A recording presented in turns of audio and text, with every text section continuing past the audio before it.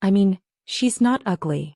But let's be honest, she's not exactly cover material. That was the sentence. The moment. The split second my entire world stopped spinning. I wasn't supposed to hear it. I wasn't even supposed to be there. But life has a way of making sure you hear the things that break you most. My name is Amira. And before that night, I was the kind of woman who always gave people the benefit of the doubt.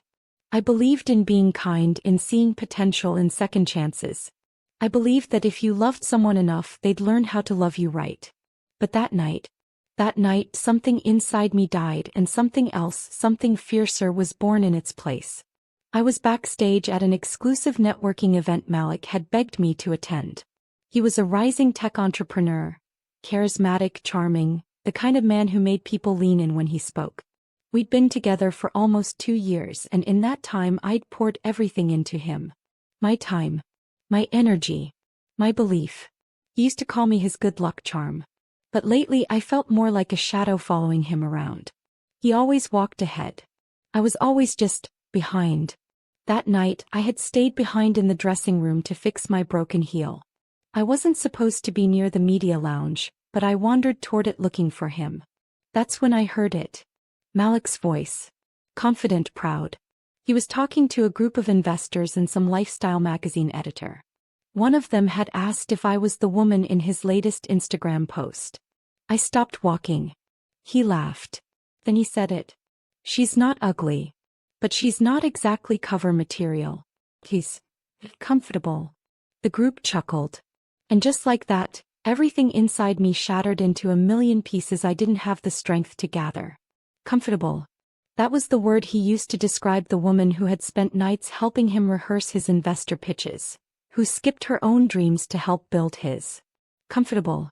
Like I was a worn-out couch or a reliable shoe. I didn't confront him right away. I went home that night and looked at myself in the mirror for a long time. Too long. My eyes were puffy. I hadn't slept. I saw every flaw. Every crooked line. Every inch of me that he had deemed not enough. For years I'd struggled with my appearance. I wasn't the kind of woman who turned heads. I wasn't made for TV. But I always thought that my kindness, my drive, my loyalty would mean more. But it didn't. Not to him. Malik didn't just see me as less. He spoke it into existence in front of others, like my worth was a punchline. I left him 3 days later. No warning. No drama. Just a note on the counter and my key beside it. He didn't even call to ask why. That silence hurt more than the words ever did. I spiraled for a while. Doubted everything. But sometimes pain doesn't just break you. It awakens you. I remembered something my grandmother once told me when I was 12 and crying over being called plain at school. They'll try to shrink you down to what makes them feel safe. But baby, you weren't born to be small. And just like that, something shifted. I wasn't going to let that moment define me. I was going to redefine myself. Not to get back at him, but to finally show the world the version of me I had hidden away for too long. I didn't know exactly who I was going to become, but I knew who I was done being. I was done being the background character in my own life. Done being the woman who waited patiently while others shined. Done shrinking myself so someone else could feel tall beside me. I wasn't going to beg for attention anymore. I was going to earn respect. Loudly. But transformation doesn't happen overnight. And it doesn't come easy. The first step was the hardest. Looking in the mirror again without flinching. I started small. Waking up early. Moving my body. Eating better. Not for looks, but for energy. For strength.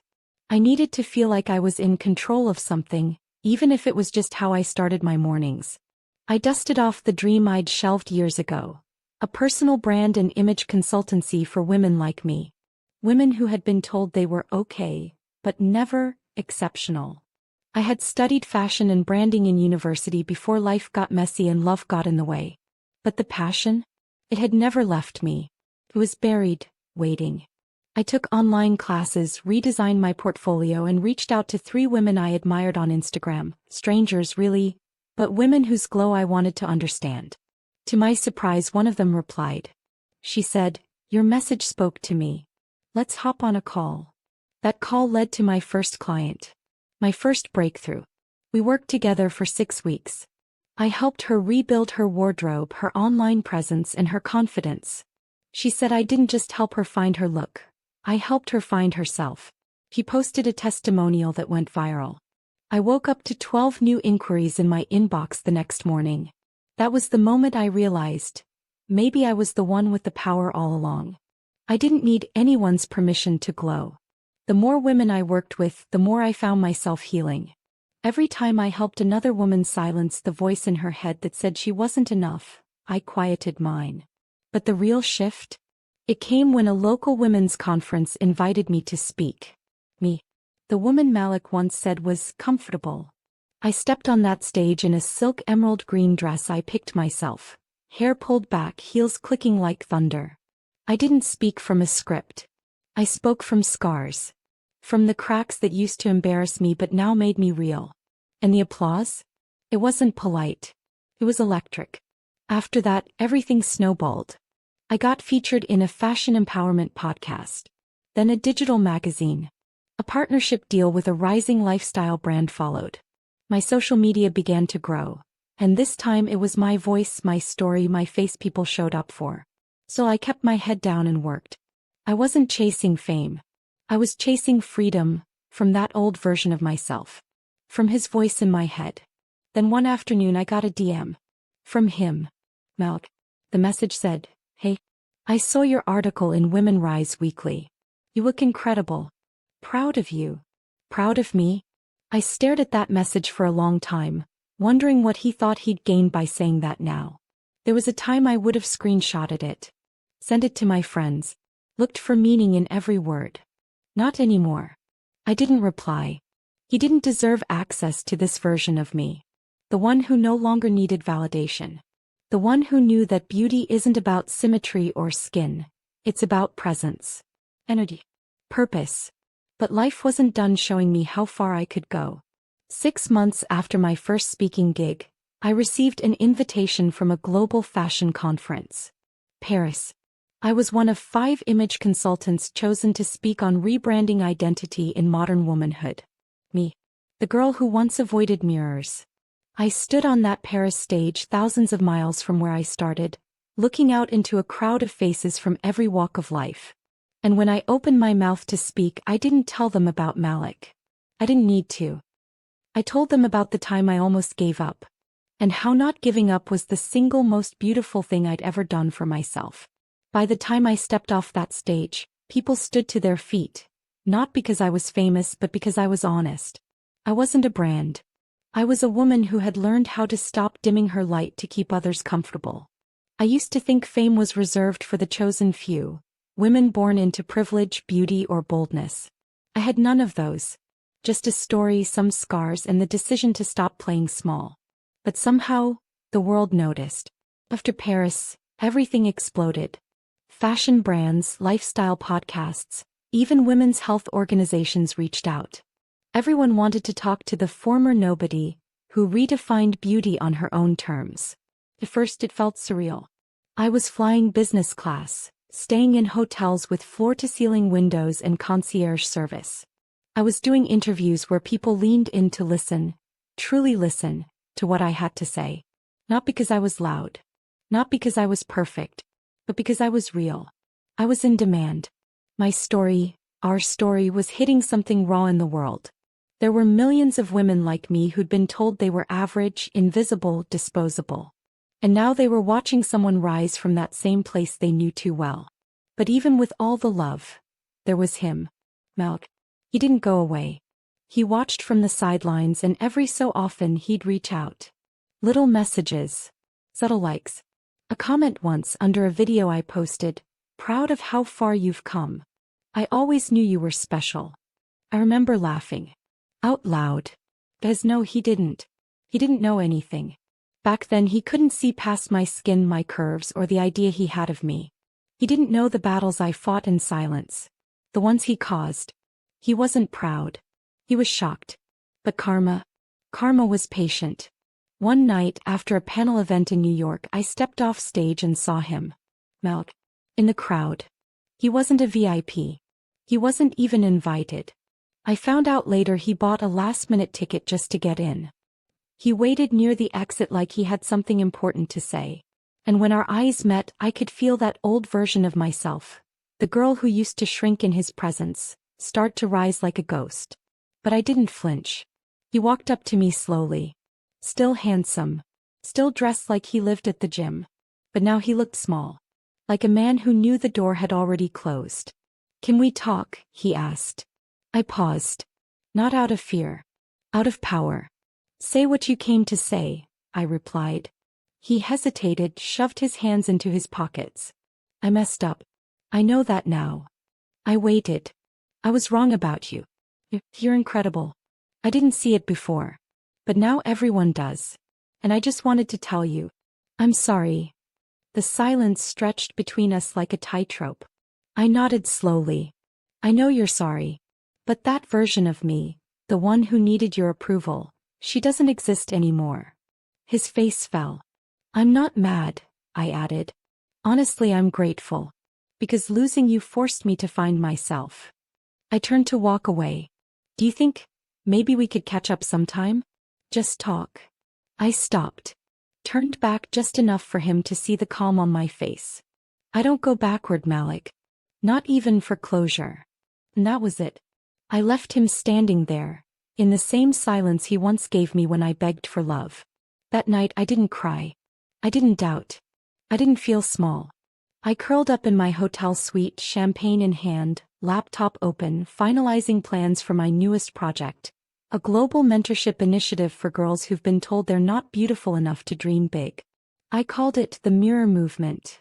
Because every girl deserves to look in the mirror and see someone worth loving. Someone powerful. Someone whole. And the next morning, when a reporter asked me what it felt like to become an overnight success, I smiled and said, "This wasn't overnight. This was earned." There's something almost surreal about walking into a room where people rise when you enter. Not out of fear. Not because you demanded it. But because your presence speaks louder than anything you could say. That was the energy I carried when I stepped into the Global Women in Innovation Summit in Geneva. It was the biggest speaking engagement of my life. A stage that had held names I grew up reading about. Authors, Nobel laureates, CEOs, founders. And now me. The girl who was once laughed out of a restaurant by her own boyfriend for not looking marketable. I wore a tailored navy blue suit that hugged my body with intention, not apology. No sparkles, no loud accessories. Just power and simplicity. When I stepped on that stage, every light, every camera, every eye, found me. Not because I screamed for attention, but because I no longer hid from it. "My name is Zara," I began. And for most of my life I was told I wasn't enough. I didn't have to perform. I just told the truth. I told them about growing up as the girl who was always nice, but never pretty, always smart, but never desirable. About how people like Malik made me feel like I needed to shrink to be loved. And about how I almost believed them. But then I shared what came after. The sleepless nights, the silent healing, the moments of reclaiming my voice through every pitch, every project, every no, turned into fuel. And I told them about the moment I looked in the mirror and decided I would never again ask the world for permission to be powerful. When I ended the talk, the applause was thunderous. But more than that, it was emotional. Women lined up after, some with tears in their eyes, some with their daughters by their side, all with the same quiet confession, "Your story is mine."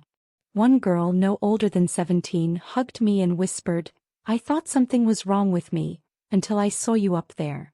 That moment alone made every ounce of pain worth it. From there, the world only got bigger. TV appearances, documentary offers, magazine covers with taglines like, "The face of modern resilience," and "How she rebuilt what they tried to break." But not all attention was welcome. One afternoon, my assistant knocked on my office door. "There's a visitor downstairs asking to speak with you. He says he's an old friend." I didn't need to ask. I already knew. Malik. I met him in the building lobby. He looked different. Not older. Just tired. Like life had thrown him a few punches since I last saw him in New York. "Zara," he said, voice soft, "I know I don't deserve your time. But I had to see you." I crossed my arms. "What for?" "To tell you the truth." He looked up at me, really looked. For once, not with smugness or pity, but with the eyes of a man who had finally seen the mess he made. I was scared of how bright you were, he confessed. You were everything I wasn't. I thought if I made you feel small, I could stay in control. It should have made me angry. Maybe years ago it would have, but now. This felt sad. I appreciate the honesty, I said. But I didn't need it. I already knew. He nodded. I figured. I guess I just hoped maybe I could apologize properly. Maybe we could talk more. Start over. There it was again, that hope in his eyes. Hope that I would open the door again. But I didn't. Malik, I said, gentle but firm, the woman you hurt doesn't live here anymore. And the woman standing in front of you? She doesn't recycle her pain. His shoulders slumped. Not out of defeat but acceptance. He knew. I wasn't the girl who needed his love. I was the woman who became something without it. He left quietly with a simple nod. And I walked back into my office and signed off on the final phase of a campaign that would put the Mirror movement into 24 countries.